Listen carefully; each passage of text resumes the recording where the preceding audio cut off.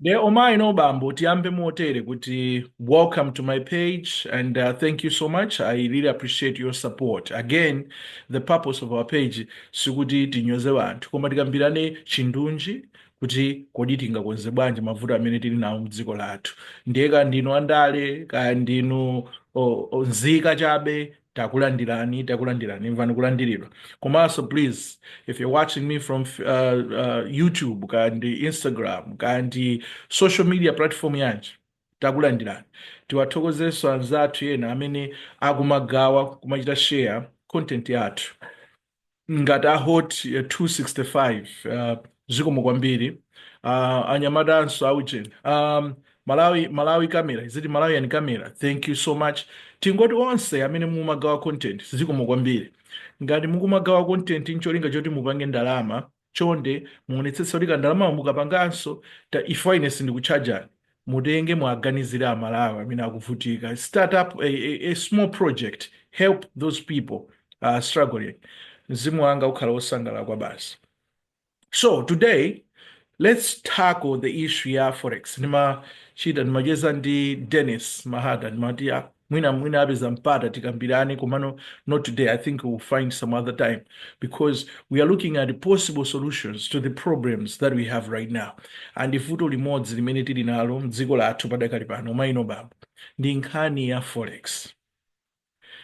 Tiyambire ponena kuti tafika pano bwanji kuti tizikhala ndi vuto la Forex, because if we are going to understand our history, if we are going to understand the root cause of the problem, it will be easier for us to understand kuti tingathane nalo bwanji vutoli. Sichoncho ndiye vutoli lafika chifukwa chionena kuti chinthu choyamba katundu wathu wambiri opitirira 90% ngati saliso 100% imene timagula kuchokera kunja.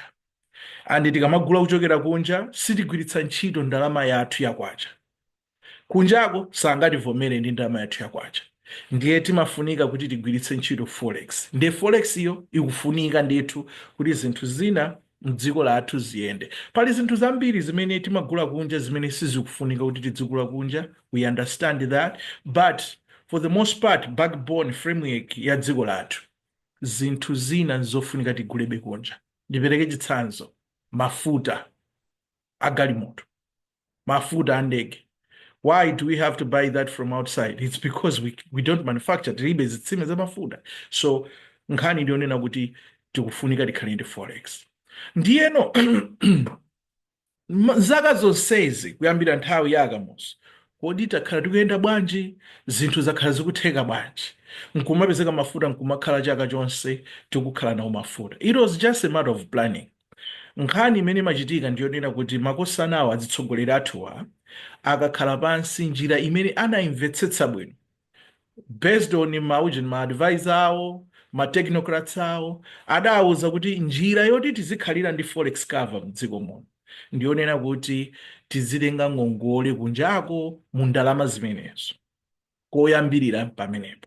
Ndiye amakatenga ngongole. That's why you'll be surprised kunena kuti lerolo dziko lathu lini ngongole zambiri maiko akunja. Then you wonder why do we have all these ngongole zonse ma credit facilities pamene sitikuona development. It's because amakatenga ngongole zija cholinga nchonena kuti apange surface the requirement of the what Forex. Pamene pafunika kuti tigwiritse ntchito Forex. Tufunika mafuta, tengankoni ndalama imene kaguleni mafuta. Tufunika kuti guleko zinthu ziwiri zitatu atengankoni ndalama imene kagule. Ndiye ndalama ija imapita ikutha. Ikati yafika pokutha, now we are controlled by those people amene apanga manage Forex ija. Chimene chimazavuta ano kunena kuti iwo aja mazakhala ndi ma conditions. And if you remember very well, interview ya my Joyce Banda anafunsa kodi ino atangochoka bingu wa mtalika titavutika mafuta, titavutika zakudya, inu munangobwera pa mpando kukhala president. By that time I worked with her.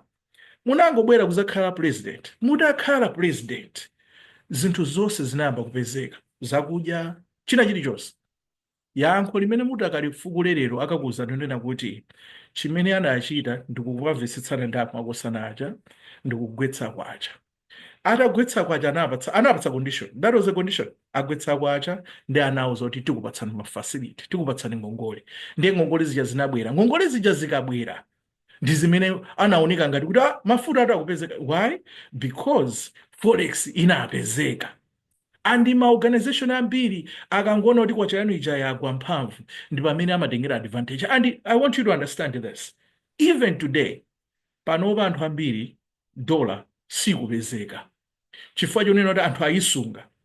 Koma let me tell you this, ikangoti kwacha yagwa ndi pamene mudatsimikize kuti dollar ipezeka kwambiri. For people, they want to take advantage of that to make money. That's what happens. Same applies ku situation yathu. Awawaso ma players amatengera advantage yake imene amati ande pano tikhoza kubwereka fama zoti tiyabwereka ndalama zochepa kumanza bweza ndalama zambiri. Mwayiona, that's what happens.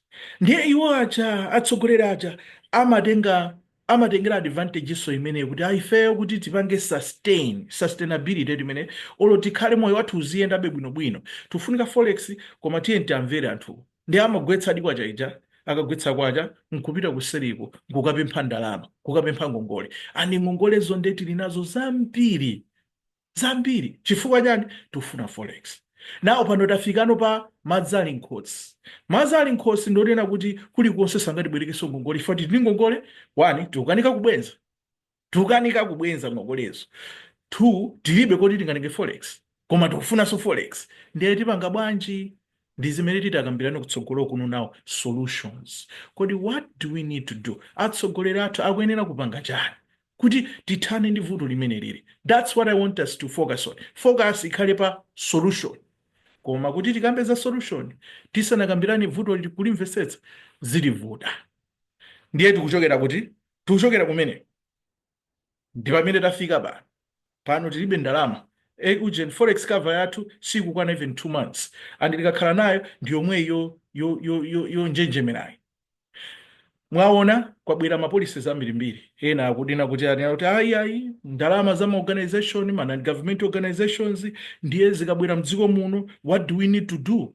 You see what they're doing? They're saying odi zikabwera tizisungunula. This money needs to be ikangofika Malawi basi automatically kufunika kwacha madollars aja akhale m'manja maboma. Ndiye ndinakhala pansi ndikuganizira kawiri katatu. Ndiye ndinazaoneranso comment imene ambassador athu akuno a Malawi anayankhulanso kunena kuti kwapempha aboma kuti yayi makosanawa maorganization iwa akandi anthuwa akabweretsa ndalama zawo ku Malawi madollars yayi tenta aganizire. Nakhalanso pansiso ndikuganiziranso comment ija. Now ndipereka mascenario onsewa awiri. My opinion, my analysis. Number 1, boma silingangobwera pakati ndikuzakamba kunena kuti iyayi pano tikupereka tupanga impose mapolicies awo. The reason why they are doing that is because they want to control forex. Kuli bwino forex iliyosera bwereyo iwo afuna ikhale m'manja mwawo agwiritse ntchito zofunika za dziko. We get that. But the problem is you are coming right on the middle when someone has worked for that and munthuyo ali ndi zochitaso zambirimbiri. So ineyo kunali konena kuti ngakhale mukuyika mfundo zimenezi, choyambirira the first thing that you're supposed to do ngati atsogolera athu ngati boma takonzani ndondomeko zanu zachuma. That's number 1. Tikati fiscal prudence ku economics, fiscal prudence tikukamba kuti ndalama zanu, ndalama za boma zigwiritseni ntchito moyenerera. That is number 1 thing. Tisanafika ukuku kunena kuti timapolisa because what you are doing is nyumba yanuyo mukuyimanga pa mchenga ilibe foundation. So ili ngati train ija imakhala ndi mabogi aja amakhala ndi link pakati pachi imene ija timaitcha trust. Ndiye chinthu chonsechi kuti chiyende bwino pakufunika trust yake imeneyo. Silingangofika ukango akamata amalawi ukakamata ma organization yet if we are not doing the right thing. First of all, let's do the right thing. Fiscal prudence. Unnecessary spending ya boma tatiye ntichotse manager and kuchotsa kwake sizongochotsa kuchipinda yayi. Let's come on the open and let's talk to the citizens. Let's talk to the people. Kuti ifeyo ngati aboma ndi mmene situation ililimu. Tikusiya number 1 our local travel zoyenda izizi zomwe zikumachitika pano. kaya mupita kukasungu, mupita kudeza, mupita kwakuti zimenezi tayimikanikaye tinakambaso pompano ndiye amanena kuti aiya zimezi tiyimika bwanji poti tikugwiritsa ntchito Malawi kwacha.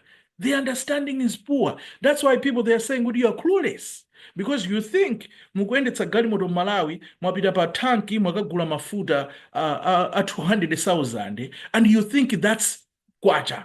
That is not kwacha. The mafuta that you are buying mukupanga consume mafuta amene akuchokera kunja acha and mafuta amenewo afunika ndithu chifukwa you are burning them, right? That's burning the energy. Mukabena maso mufuna ena koma mufuna kuti mupange replace. Mukamapanga replace mukagula kuti kodi mukagula kunja mufunika $. So the more you are going to start thinking like that kuti yeah tenti pangene reduce zinthu zinazi it's very necessary. There is palibe chifukwa choti kutenga na magalimoto 150-200,000 onse muthire mafuta cholinga muti mupita kudetsa. Iya itukaona munda, iya itukajambulisa chithunzi pa phiri, iya itupita zimenezo tachepetsana. Mukachepetsa muona kuti mafuta aja tiasunga. Mafuta amene tasungewo akhala akugwira ntchito yofunikira mdziko. Ntchito imene tikufunika ndiyonera kuti the machine in the economy machine should drive chimota chimenecho chizizungulira kuti chizungulire ndiye kuti Amalawi apeze chochita azipanga zinthu ayambopanga ma business akatenge zinthu ma transportation aja mabasi amene aja akufunika mafuta osati mafuta kuti atsogoleri athu ayendere apa ati apite kwa akaona munda asogoleri mpaka na 300 1,000 for what? For what? Mukayamba kuchotsa zinthu ngati zimene zijazi trust ija tunena ija even wanthuso akhala nanu ndi chikhulupiriro kuti tiye tigwire ntchito limodzi dziko lindira tonsetu tiye tikonze zinthu limodzi ndiyoti tiyamba kukonza zinthu limodzi tigwira ntchito limodzi. Koma mukangobwera kuzango akamata Malawi kuti apapa aliyense amene ndi dollar account tizisungunulira atu. Now let me tell you this. Mukati musungunula with the bank rate that you imposed, right? Because you are the regulators. Pano pa dollar ndiye kuti ndi 1,700 chakuti. Komano the same money munthu ina akakaitenga kupitisa papalero today mwaona mu news dzana alemba kuti kupanga hit mpaka na 4,000 chakuti. So munthu akupanga compare those two. Then I know what is happening. It's like bomano likumbira yoje. Koma that's not the truth. The truth is, sitili pa page imodzi, tiye tikhale pa page imodzi. Tikakhala pa page imodzi nkumape mphaso enawo kuti akuluakulu ndalama zili tufuna zisungulira cholinga tufuna tipange easy. Osati zomayenda miso. They need to tiyendera limodzi. Then Amalawi ayenda nanu limodzi. Tikumvana red? Tipitirize nkhani. Number 2, anthu aboma.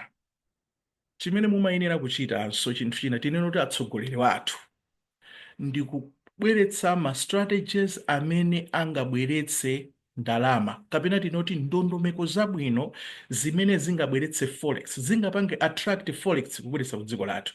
Now the problem imene ndakhala ndikuiona, this is now my analysis too, vuto limene ndakhala ndikuliona osati ndi MCP government kapena tonse government yokha koma azitsogolera athu ambiri ndizoti timakhala one short sighted, timakhala with short term goals. Magoli athu amakhala apafupi chifukwa timadziwa kuti time ndi 5 years and what we want to do is to deliver within 5 years. We want to deliver lero chaka chino tionetsetse kunena kuti chani tachita deliver. That's what we want to do, right? That is a problem. It's not a problem to have short-term goals. We can have short-term goals. Koma, we need to have long-term goals. It doesn't matter kuti mawa mudzakhalapo, zaka 10 mudzakhalapo kapena simudzakalapo, zaka 15 mudzakhalapo kapena simudzakalapo, kapena kudzakhala anthu ena. It does not matter at all. What matters is the passion that you have for the country. Chikondi chimenecho chongolikonda dziko kuti ife tufuna tige maziko lero. Cholinga phindu lomwe tifuna tidzaliona olo zaka 10 zikubwerazi, olo zaka 15 zikubwerazi. And fortunately, let me tell you this, atsogoleri athu, they are good at talking. Amanena kuti 2020, vision 2020. You and me, we are going to agree with all of us tikhoza kuvomerezana. 2020 kunali angati vision 2020. Tinafika chaka cha 2020. What did we see? Absolutely nothing. It was just mau apagamo. Today, tabwera ndi agenda imene akuti agenda 2063. Literally mau apakam. My question is, what are we doing about that? Bwanji tiyale miyala foundation ija tiyale lerolo ngati tukamba za agenda 2023 mu agenda 2063 muli chani tufuna Malawi wathu mu 2063 tizamuona utani ndiye ngati tufuna tizamuona ameneyo. What are we doing today? We should lay the stones right now kuti tizipita kumene kucha koma muzapezeka kuti tizafika ku 2063 kuja. None of the plans that we have in this document, strategic document ya agenda 2063 kulibe. So back to the point, azitsogoleri athu, they are good at talking komanso they are short-sighted. Amafuna zapombo, amafuna kuti iwo pa nthawi imene aliyo itapanga tifetu ichi chaka chatha chomwechi tapanga chakuti zimene sizithandiza dziko. Ndiye ine ndimanena nthawi zonse kunena kuti Forex tikanapeza ma strategies, njira zabwino zoti tipange attract ife tizipanga ndrama ija tizipanga toka osati kudalira kuti tikatenga ngongole titenga ngongole mpaka naliti. Ma generations zonse, even ngongole mweti inayo pano sitingayikwanisa even in the next 50 years kubwenza sitingakwanitse kusonyeza kuti 50 years from today anthu azakhalabe akubweza ngongoleja ndikumadandaula. What are we doing about it now? See, kuno uje Trump ndi timu yake wangoyika pause ya 90 days ya USAID. Aliyense ku Africa kupenga mtsogoleri ndetitani mwakhala mukulirira independence. This is your opportunity now, you can stand by yourself. Mova ndrama imene mabwera ku USAID ija kwambiri it was corruption, yakuba ndrama, kugwiritsa ku zinthu zosayenera. That's what was happening. Let's stand on our own. Let's come up with ways we can make money by ourselves. Tipange zimenezo. Ndiye ndondomeko suti ndikubisaso bana. Pali ndondomeko zambiri zimene tingathe kupanga. Ndondomeko mwa imodzi yomwe tingathe kupanga ndimanena, and I'll keep saying this because I'm very consistent on this one. Homegrown industrialization is number one. I know kulaji na human capital tikoza kuyamba zimenezo koma homegrown industrialization ndi chinthu choyambira chimene tingapange focus atsogoleri athu mumayenera muike ndithu ndondomeko zonena kuti Amalawi ambopanga zinthu okha. Zinthu tanena kuti over 90% zochokera kunja.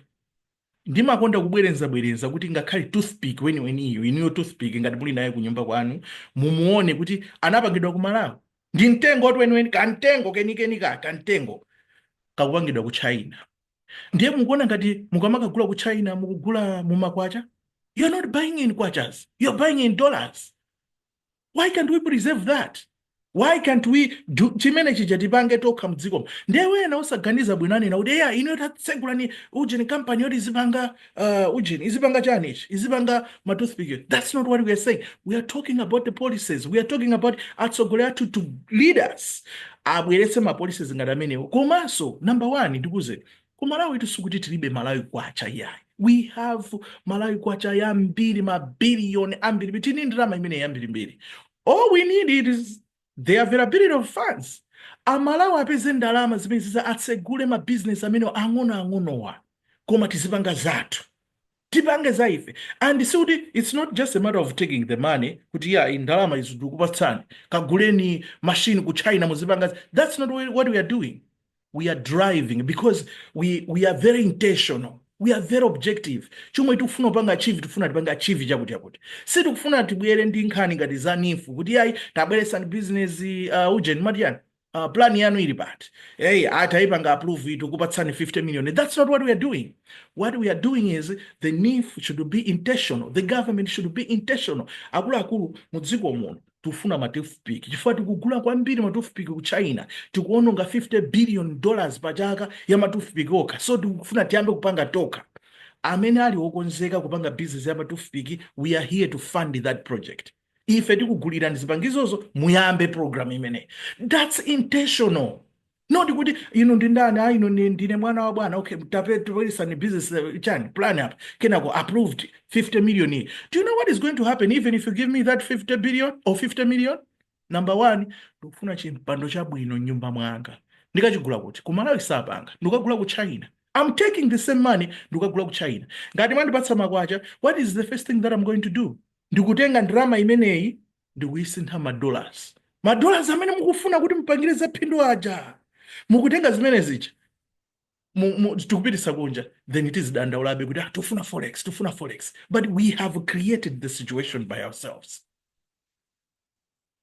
Zikumveka koma? So tikhale very intentional, aboma atsogoleri tibwere ndi ma programs ngati amene atipange enhance, atipange empower ifeyo ngati Malawi tiyambe kupanga zinthu tokha. Tikayamba kupanga zinthu tokha, the focus should not only be tikwanitse ku need ya Malawi, no, tipange kunena kuti tithenso kukagulitsa kunja kwa dziko la Malawi. Pamenepo ndi pamene tikupanga attract forex. Pali zinthu zinaso zomwe tikathe kupanga. Maona kugana apereka malo about 200 hectares kwa ma black Americans, right? Ma celebrity auza kuti 1 tikupasani citizenship kugana, 2 tikupasani malo awo aulere. Malo amwe tikupatsani develop. Do you know what they're doing? That's a strategy. If you look at it, bwino, it's a great strategy because these people, they are attracted, number one, because it's not easy. Number 2, akwaza tukupasani citizenship. Muka andi dual citizenship. Muzika kwa America kabina mukhala kuno. And let me tell you what is going to happen. These people, when they come to Ghana, akamaka manga nyumba, akatenga ndalama za Ghana. Ino ndithandizeni kuyankha chonde. Akatenga ndalama za Ghana. They are going to take the money from here in the United States. Ku United States kuli Ghanaian money. No, they are going to take my dollars. Akatenga ma dollars amene wawa apita nawo kuti apita nawo ku Ghana. Ndiye kuti achita chano mepo awonjezera forex cover yawo ichi. It's a strategy. Now, long term, kodi anthu amene wawa akapatsa malo ngati amene wawa, what is going to happen? Do you think ndoti apanga migrate akakhazikika ku Ghana?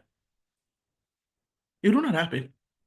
It will not happen because these people akakhala kugana mwezi wili itatu inayi kera let me go back ku America because kugana kulibe zambiri zomwe tikuzifuna. Koma akakhala pamene papanga generate ka stream ka income ya forex kata zakhale kakubwera forever because these people want to maintain malo amene anapatsidwa.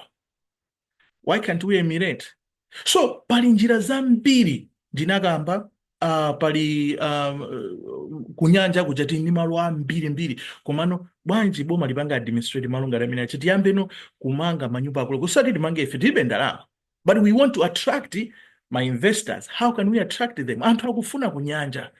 Let's come with a good plan. So pali njira zambiri. Iyi ndi point number 2 imene ndimanena kuti tibwere ni ma strategies ndondomeko zabwino zopangira attract forex. Mwandimvesesa? Now let's go back. Nkhani yonena kuti awawa ma organization iwa tisamala ndi chuma, tisamala ndi ma dollars, tisamasungunulire. Funso limene ndafunsa kulena lero didzulo, I think ndanena kuti I choose to be different on this one. What the government is trying to do is to control forex because whenever we are running out of forex, so we need it. Mafuta afunika forex. Ndiye akuyesesa kuti paliponse pamene popezeka forex aitenge forex. The only problem is on the other side, on the flip of the coin, is koda upanga zoyenerera ndi zimene kudana nazo. Koma the strategy yonena kuti let's control forex, it's okay. To me, that is okay. Koma sikhala okay ngati the intentions are different because we have to do the right things first. Kena kuti zibwerano kuti nchifani maneno kuti silingangofikira pakati. Ndalama zikabwera ku Malawi, demo tunanena dia itizapatsa ndalama. Ine question yanga ndi imodzi. Kodi ku Malawi uli tikupatsa ma dollars, what are you going to do with them? Iyi ndalama yo ndi yanu mwatumiza ku Malawi ndi mufuna mukalandire ma dollars. What is that for you? Because ku Malawi, not even a house, not even utility, not even mafuta amene tukamba amwe akusowa, simukagula ndi ma dollars. When you go on the pump, mukagula ndi makwacha. And the kwacha is there. So what they are trying to do is tipange control. Then amano dia itufuna tizikatenga ma dollars. Ndauza kuti, do you know the reason why these people they want to kupanga tenga ma dollars is because they want to look for competitive rates. Afuna apite ku banki akatenge ma dollars, chifukwa atumiza ma dollars akatenge ma dollars aja, akatenga ma dollars aja. The next thing that they are going to do is to auction. The next thing that they are going to do is to find kuti kodi amene anga ndisinthe ma dollars mu ndalama yabwino ndi ndani, ndiye kumene kuti akapezana anthu aja amene akusintha madollars pa 4000 aja akakasintha iwo ajakhala ndi ndalama yambiri. That's the intention. The intent is kumeneko tikasinthe ndalamazi pa ndalama zambiri. Is that a good thing? Kwa munthuyo it is a good thing because apanga ndalama zambiri. But why should we change ndalama zili mu system ngale ndiye tikazituseso mu system tizipitiso pale market? Why would the government do that? They will not do that. So on that, I do support the government strategy mwapangayo. I support fully 100%.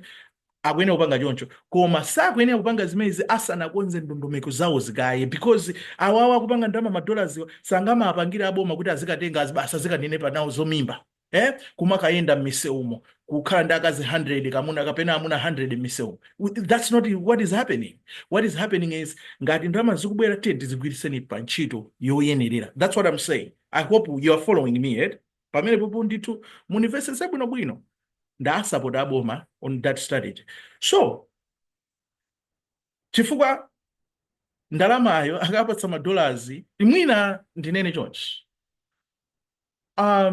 mwina ngatafuna akonze china chake chimene akanatha kupanga, akananena kuti inuyo amene mubwesa madollars inu ngati pali need yoti mufuna madollars, if at some point they may need the dollars, and madollars awo akamafuna mwina azifuna azigulira zinthu kunja, mwina afuna kuli zinthu zakunja ndi kunja kuti kufunika Forex, you know, those are the excuses that they can give. Then they can say, okay, if you need dollars, we are going to pay those things for you, kapena tikupangana prioritize, because one mwathandiza dziko mwatibweresera madollars. Koma zoti kungonera kuti ayi tiyangosungunula zinthuzi basi kwangosungunula ndalamayo, I don't think that is right.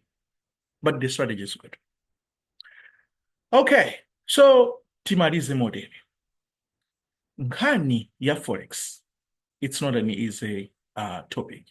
Ndi nkhani yaikulu kwambiri yofunika long-term plans, and the government need to sit down and come up with long-term plans. Nakamba za human capital. Human capital ku Malawi, I think sitimayiwerengetsera kwambiri. That's why mukaona kuti kumaskulu ndodula kwambiri. Chifukwa, why are we doing that? It's because I was not here. My institution, they should be able to stand by themselves. They should be able to meet their urgent. Makosti yao ndiye anthu akamali ndama ambiri ndoti kwanesa. Not very true. Because if we are going to titayamba mwina ngati tirekeze ngati chani, titayamba zinthu ngati skulu ya ulere zithandiza kuti anthu ambiri aphunzire.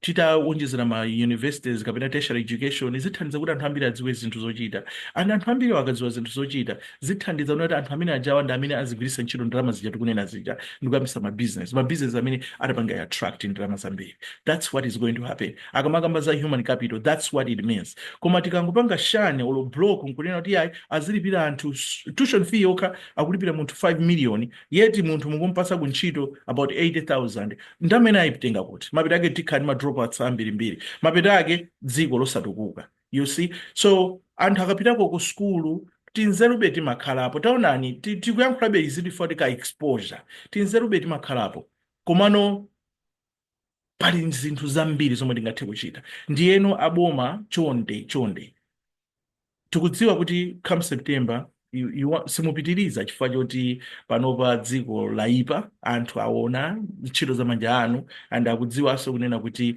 apapo we can't go beyond this, because if we go beyond this ndoti chilichonse chisokonekera. We want people who can restore, who can transform our country, ndikuyibwezeretsanso muchimake, not muchimake necessarily komabe atisi we need a better life comparing to how things are right now. Tikateno ndikuti tiyenda chitsogolo. Izizi ena anatuza kuti ayi kumabe atsogolera kuyenera ati aziyenda azigwiritsa ntchito mafuta amuno mowa nauza kuti ayi. Moreover, this is not the time for campaign. Campaign sanatsegule. So zinazi tengani foni, tengani kompyuta, intaneti yanu muli nayo, lembani maimelo, auzeni anthu ngati mufuna, ngati pafika pofunisisa kuti muyende, anthu awiri atatu they can go there, delegate. Ngati mukuona kuti ya president sangakwanitse kuyenda payokha maine funika ayende ndi anthu 1 million, then delegate tamupatseni ujeni ngati mmene munachitira pano a minister a finance kubwera ku America kuno mwakachetechete, stuff like that. Munthu mmodzi basi anthu awiri, wina ukotenga tinotsi kapena ka backup, something like that. Nde umaonetsatu kuti physical prudence ija ikutheka kuti I think tili limodzi anthu fe tikupanga zoti tikonze mavuto a dziko lathu. So I'm here to help kuti tipange rectify the issues that we have, the problems that we have caused in our country. Tithandizane nzeru basi, not kuti I'm here kuti ndikupempha ndalama kuti ndipase ndalama ndithandize. No, all I want to see is for the vast majority of Malawians, they should at least have a basic life. They should at least access the basic necessities of life. Kaja kuja kokha patsiku paja aje, pokhala papezeke, kaeneje kakapezeke, all those kind of things. I think tizinthu timene toto titakhala kuti tikupezeka, then dziko lathu solidandaula kwambiri. Ndisanapite akuti malume Malawiyo muli anthu oti nzeru ali nazo ndithu, koma andalewa ndi amene akuononga dziko. Nchifukwa timati tatopa ndale because ndi ma opportunist. I call them opportunist because paliponse pamene amafuna aone phindu kuti apati phindu lapo chani. Tinakamba za fetereza pakana lero sindimvetsetsa mutu mwanga munena kuti timakakamira AIP all the time. AIP ndikumaononga 150 billion akuti kupita ku AIP, koma AIP akuthandizikani ndani makosana? Tithandize dziko. We are not focusing on kungoti munthu uyu, no, but let's focus on food security ya dziko lathu. Tikateno tikhale ndi chakudya. Kodi zinkatheka bwanji kulibe AIP nthawi ya Chinakamuzu dziko lonse kumakhala ndi chakudya? Kuna maadi makambirimbiri, madepo ambirimbiri, umakapeza chimanga. Anytime you go there you find it there, chinali chochipa. What went wrong? You see, those are so many questions. I mean, but because the politicians, they only come in here, the mind the opportunists. Chimena kufuna tipeza pochani. Baba titongola pochani. Chipakula pochani. Aga unoti palibe kupakula. They are not doing it. They will find other ways kuti mpakana ndithu aonetsetse kuti apeza china chake. That's why mungapeza kuti munthu salary yake less than 2 million. Koma munthu ali ndi mansion 100 within 4 years. Ife tutelete lingaboma mawa tiza kufushani mafuso ngati amene kuti tufuna mutionetse zatheka bwanji ndemo zati yake. Mukazapanda kuti yankha titenge chuma chimenecho tibwezerese kwa Amalawi. Bwanji pamene. All right, akuti well said. I only wish if our nation get back to the right track. Gift Simkonda, McDonald Jichinkango, thank you so much. Helen Nyamasina, let us be honest. If we are to compete in our products, we need to work on quality and pricing. But chef palisopo works Africa, ndiwa kwatu, tieni timve fungo ndintembo. Be honest, mkoza kupanga piki, onunkilayo, dulayo, kapina. I get your point, Helen. That's secondary. When we talk about the FSQR, that is secondary. Simunga pange sopo onunkhira musana pange po sopo. Chinthu yambirira pangani sopo, then tibwere noku timati CI, continuous improvement imachitika. Ndimakamba nthawi zonse. Even ma plastic ineyo lero ndikhoza kupita kuli shop inake kuno ndimati $3 kumene umagula chilichonse $1. I can go to $3 ndikukakutengera ni ma spoon ni mbale. Ndizokongola zoti wina aliyense akuzagwisa ntchito sokuposa mbali zomwe tinazo ku Malawi. Koma zonsezo zikubwera chifukwa choti anthu atanali mpoyambira. Ndi ali mpoyambira paja, what happened next? They started improving. So the first step, tisanadumphe kuti tipange zinthu zabwinozo. Tiyambe kupanga zinthu kenako tiziyambe kuzikonza kuti zikhale zabwino. Chimozimozi juice lero ife muno timamwa juice wa orange. Koma let me tell you this. Mango aku Malawi ndokoma kwambiri. Tikhoza kupanga juice amene pa dziko lonse lapansi akuzomana kuti mukafuna mango juice wabwino akuchokera ku Malawi. Koma we are not going to get there just today, overnight.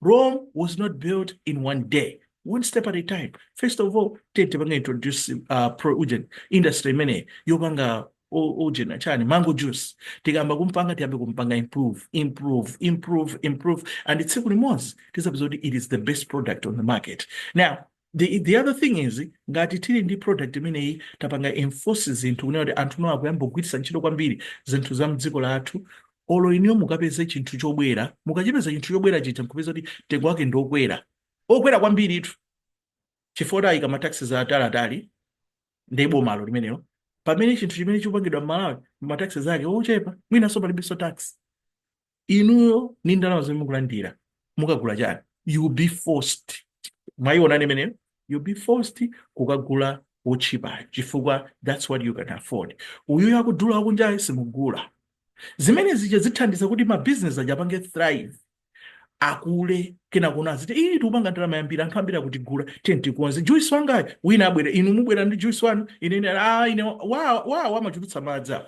ine wangayi ndikupanga piwa amene tamula wenu mabotolo okongola basi pamene pacha ka business kakutani kakula. I hope you get what I'm saying. So the first step is let's introduce our own industries.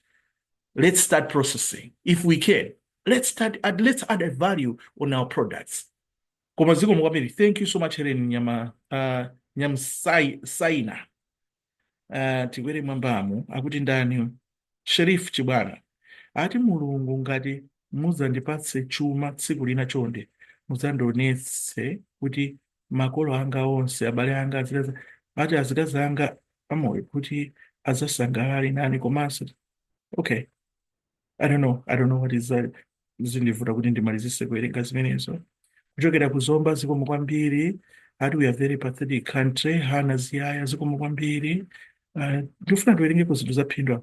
Akuti ubambo, our generation yama 2018 mavuto because Vision 2063 can't be implemented by someone who is 70 and 80 years of age panopa. How are we going to develop our country yet its constitution and kwese amasinta pakabwira regime ina? So we need mindset change without any political affiliation. Pali mfundo zinandugwizana nazo mmene mu Amika, pali mfundo zinazo mwesindugwizana nazo mmene mu Amika. Now, planning in ifeyo inuyo ngati kholo panopa right? Mwana wanu ngati ndi miezi 6 sikuti musiya kupanga plan for the future. Ngati mupanga plan for the future mupanga so plan ya mwana uja kamaza kula azapitirize pamene mukulekera. So pamene kuti siyana pang'ono anthu awawa amene akhale visionary atsogolera athu apanopa amene aziona kutali kwambiri mtsogolera mafunika akhale wantali omaona patali kwambiri kuti kutsogoloku zinthu zizakhale chonchi. Ndiye akakhala ndi vision imene ijayi olo ngati akunena za 2063 that's okay. Anthu amene atazabwere patsogolopa they should carry on malinga naso di generation yawoyo.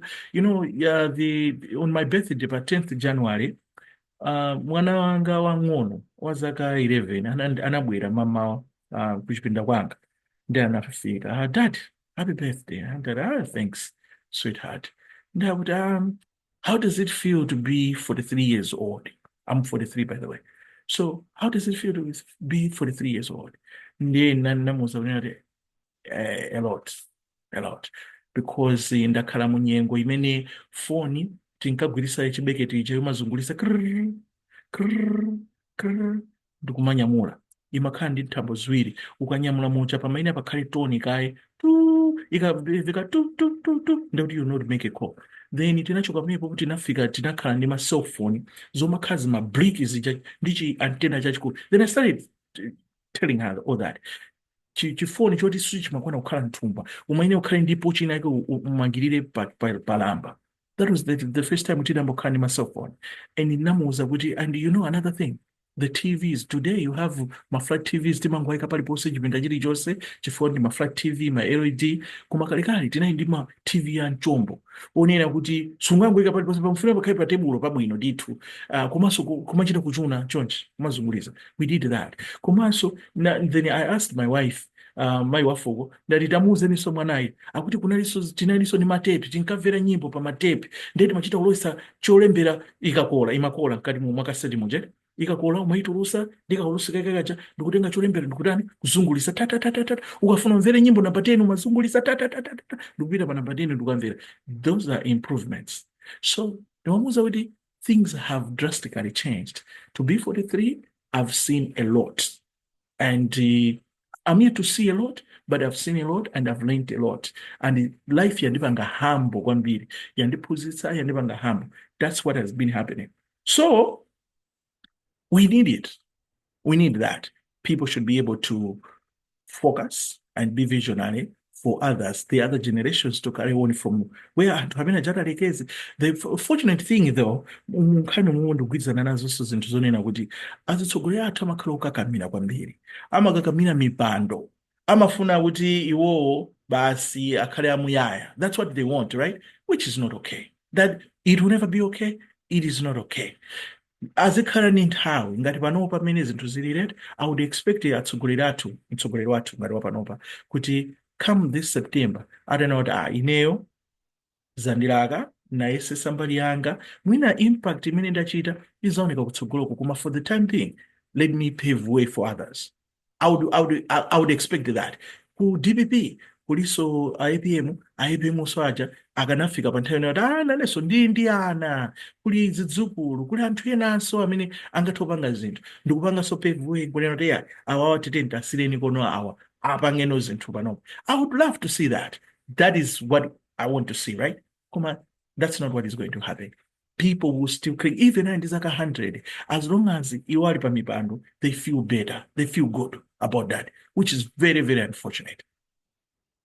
Okay, tione hapa ndemanga ina Reginald Lothsam, Riri Chaponda, Patrick Tembo, Chico Jimu, Aijane Chirwa, Harriet Joyo, ndaona mwaika mbendera mpaka na ya president pamenepo ndikamuchokera ku office kwa president iko wina Simon akuti koma main Malawi we joke too much. Akuti anthu ngati inu ndi amene mufunika ku Malawi kuno. Jeffrey Peso zikomo kwambiri ndisazichitire matama. Kuli anthu anzeru. Let me tell you this, Jeff, kuli anthu anzeru ku Malawi. The problem is atsogoleri athu amasankha kutseka makutu. They don't want to listen to them. Zinthu tibwezi tikusintha kakambirimbiri.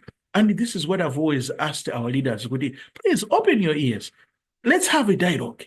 Taitanene anthu atenti khalire pasi tikambirane zinthuzi tiziuzana kuti tingapange bwanji apa tichite bwanji. That's what we need to do, right? Unfortunately, that's not what it is. Vanessa Lipava zikomo kwambiri. Akuti Cyrus Moses ananena kuti Malawian politicians are not after developing their country. They are there just to receive and invest where they did not plant. Yeah, very unfortunate, very unfortunate, very unfortunate. Okay, makomentari kwambiri. Koma ndikuthokozera kwambiri kuti lero tinakhala limodzi kukambirana nkhani ya Forex. And I think mwatulapo chimodzi ziwiri tagawireni kosena. Share this live feed anthu enanso aonere basi. Tikateno kuti uthengawo suchepa enanso akamva zimenezi basi pang'ono tikukonza dziko lathu pang'ono. This is not a one person's job. It is a collective effort. All of us ngati tikulifunira dziko lathu zabwino tikuyambira atsogoleriwo inuyo ineyo tonse tingobwera pamodzi ndikunena kuti kodi ndetitani pamenepo aite ndipangene nkhani zokhudza kukhudza chanichi ndale panopa. Let me tell you this, dziko lathu lafika ponena kuti titangosiya ndale zonse, kusiya zokhudza zachipani zonse, tonse kungopanga focus on developing our country. It's going to work. Koma, is it possible? It is not possible. Because we have lots of opportunists. And the proof to this, mupite panomba mukayangene kuti tindizipani zingati. Kadziko kakang'ono kanthu 18 million. Ngati sitinakwanitse zipani 18 million, ndi mwayi nkungoti anthu ochepa ndamene safuna kwambisa zipani zawo. Koma kadziko kanthu 18 million, tindizipani more than 20 chakuti. Dziko lino la America lili ndi anthu over 360 million. Zipani zomwe zilipo ndi zingati? Only 2. And they talk about democracy, right? Ifeyo tukuti democracy yathu tilaitengera pa ngongo, ndiye nawo panopa amakhala opportunist. Let me tell you, this is what is going to happen. Nimamuonera dzulo kena kake kauja kaklipi kamaenda ka ndani awa mkulu jama kwa chizungu chikulu timati dani remind me this guy uh, adani mu MCP Adaus ankayankhulana ndi ujeni ndi Brian Banda ndiye ananena kuti iwe dikira ndikuuze ineyo tunali wamkulu amene ndimagwirira ntchito akamuzu nthawi imene ankasintha boma nthawi imeneyoyo kunapezeka kuti azimayi anachita kuti abwana ukamuzu Banda ifeyo sitingakusiyeni kungosintha zinthu sitilola ifeyo koma ifeyo atangoyina bakili ine ndamene ndinatenga anachita kunena kuti ine natenga konimvo kupita kukapatsira abakiri kuchikumbe house kapamati chikumbe house nakapatsa kumeneko tinanyamuka kukafika ku stadium tidafika pa stadium pa chikhomo chachikulu pacha ndinakapeza azimayi omwe aja amamuza kukamuzo aja kuti abwana ife sizingatheka omwewo akuvina pati ndizikoma opportunists alipo ambiri mu Malawi. Lerolo tikukamba za MCP sakufuna kuonekera amabwera atu papeji pano amationa akuona zimene tikuchitazi.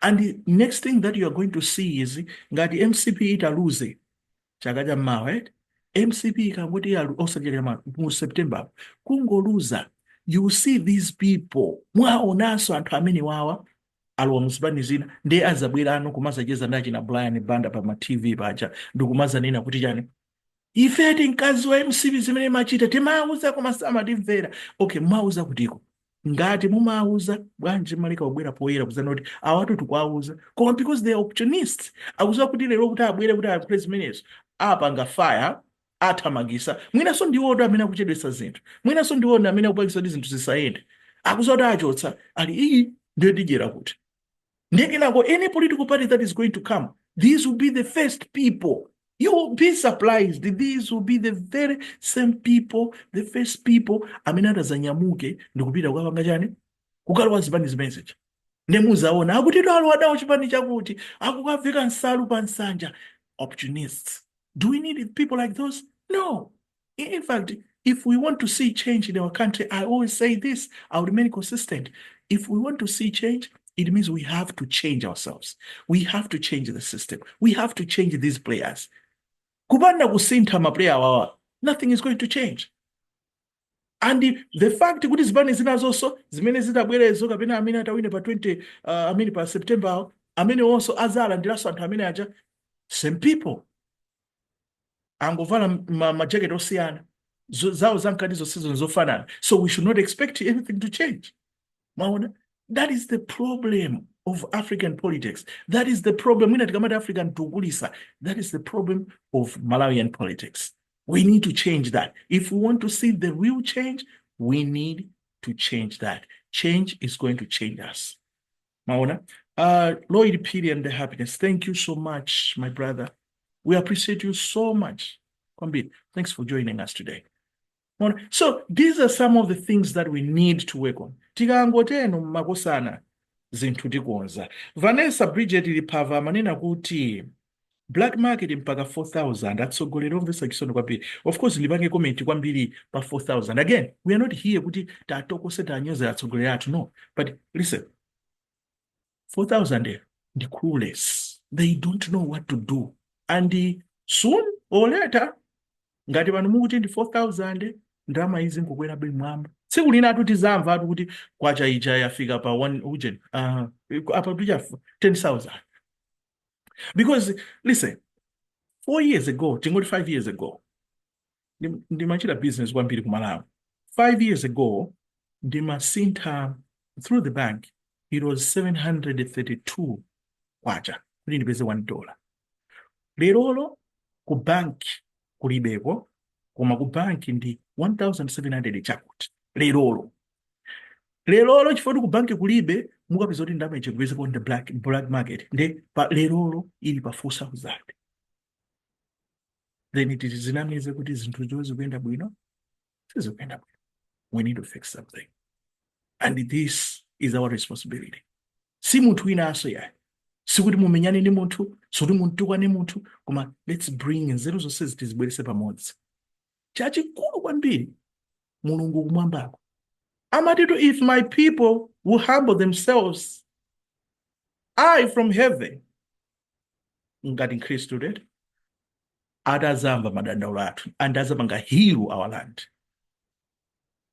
Pali mulungu palibe mulungu tikumuopaso sitikumuopaso, unfortunately.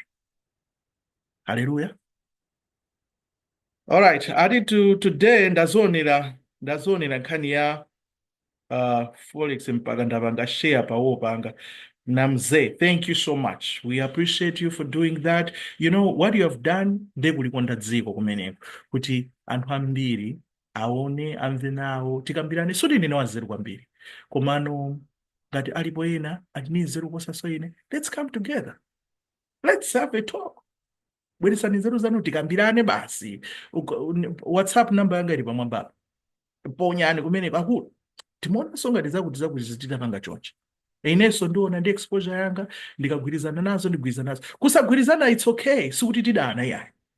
Namuza even Dennis Mahada namuza there are some things I agree with you, but there are some things I don't even agree with you. It's okay because tikadeno ndekuti tikhala titsutsana bwinobwino mpaka tipanga mfundo ya bwino timvetsetsana. Mwinaso nkuteka kuti ine sindigwirizana naye foti sinimamvetsetsa mfundo imene or else ine mfundo imene naimvetsetsa bwinobwino ndimadziwa amene zimayendera. Then it's simple.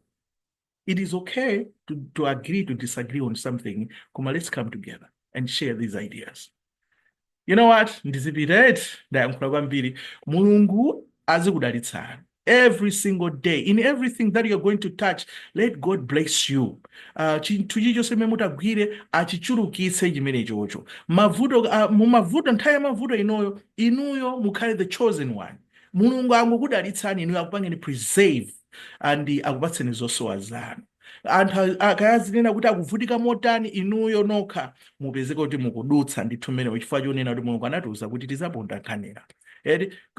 Though we pass through the shadow of the death, I shall not fear evil. Nthawi yanu imene iyendetu ndiye tikhale kunena kuti tikhale olimbikira, ndiye tizipemphera dziko lathu osamayiwala. Mukamapemphera kani mama masana madzulo, pray for your country. This is the only remedy right now.